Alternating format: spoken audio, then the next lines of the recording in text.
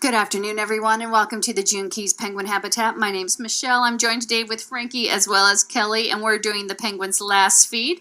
Now, if you notice, our penguins are quite active right now. They do like their feeding time. We have a mixture of adults and juveniles on exhibit. We have 20 adults and 3 juveniles. And the easiest way to tell them apart is we have 2 up. The one on the lower area of the beach, that is Floyd, and that is an adult male. And the one up here, this is Dee, and she is a juvenile. The way that you can tell a juvenile from the male is that the juveniles do not have that double band across the chest. Are you going to come over and say hi? So Dee is, if you have been a member of the aquarium and has watched our penguin cams as well as our nursery cams, this is actually green band, and it's green is really comfortable with people. So she may not want food. You saw Frankie offering her a couple of times a couple of pieces, and she decided she didn't want it. She's happiest just kind of hanging out with us, and that's what we try to do. We build up a relationship with our animals so that we can take better care of them. So in this way, we can do things like ask them to scale. We train them to allow us to kind of look at them. We can look at their bodies. We can look at their eyes, check out their feet.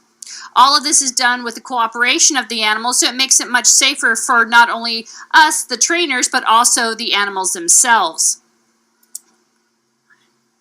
Now here's our juvenile Wally, as well as Matson coming up.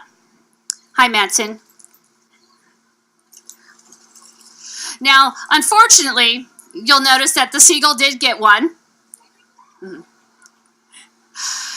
We are an open air exhibit.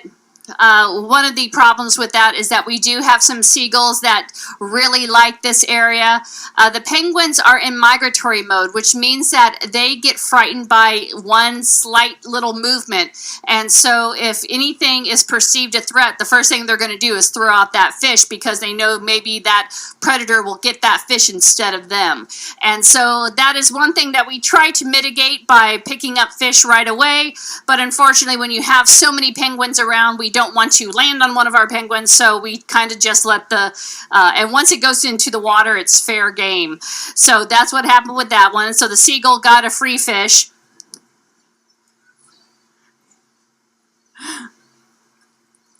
And that is a juvenile seagull. It's about the 2nd year. Seagulls will not look like their adult counterparts for 3 years.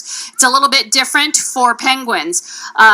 Dee will go through her first catastrophic molt at a year of age. And once that catastrophic molt happens, she will look like all the other penguins. And the catastrophic molt gets its name. It's also known as an explosive molt because the penguins will gain about 45% of their body weight. They'll swell up, and then all those feathers will just start falling off. And we actually have to put up signs because people think that there's something wrong with the penguins. We're like, no, this is what they do every year. So come August, September, you're going to see an exhibit full of feathers. Luckily for us, the penguins do it in stages. So it tends to be like the younger penguins go first, and then the older penguins are the last to go. But once they go through their catastrophic molt, the youngsters will then look like their adult counterparts. Now you'll notice that all of our penguins are wearing these type of bracelets. Now, if you look at the penguin, the easiest way to tell the sex of the penguin, if the penguin has its bracelet on the right, it is a male, because males always think they're right. The females have it on the left. Yeah, I see all the... See, thank you.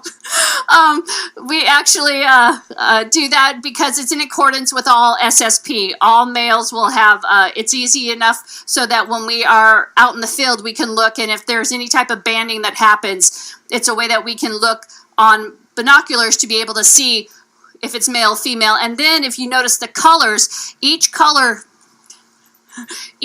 is designated to a number. So each penguin has its own number, much like a social security number.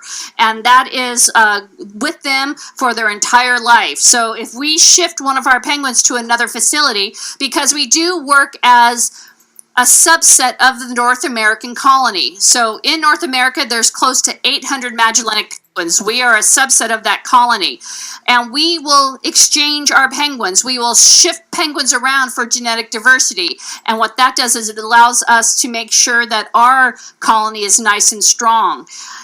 We actually have 4 penguins, Kate, Avery, Robbie, and Roxy, who came to us from a spill. They were deemed non-releasable by the government, and the government... I'm really quick with this. Ha! You missed it. Now I have to get back on my turn. Thanks for getting the fish. They were deemed unreleasable, and so the government was actually going to euthanize the 25 penguins that they had. But they did decide to call the North American SSP coordinator and said, hey, we have these birds. Do you guys think you might want them? And so ourselves, Aquarium of the Pacific, SeaWorld San Diego, Monterey Bay Aquarium, and Steinhardt Aquarium said yes. Please send the birds over. We paid to have them flown over. We kept them nice and healthy, and we were able to save 16 out of that 25, and 4 of those are now with us. And that's really important because they're known as founder birds, meaning that they have genetic stock that has not been seen within our colony. And so when those guys have offspring, it's really exciting. Cleo is actually an offspring of Kate and Avery, and so it's really nice to see that those genes are still kind of doing good along, and we will most likely be moving penguins to other facilities when they become of age. Now, some just normal characteristics you might notice. The penguins if they happen to splash you, the water's around 60 degrees.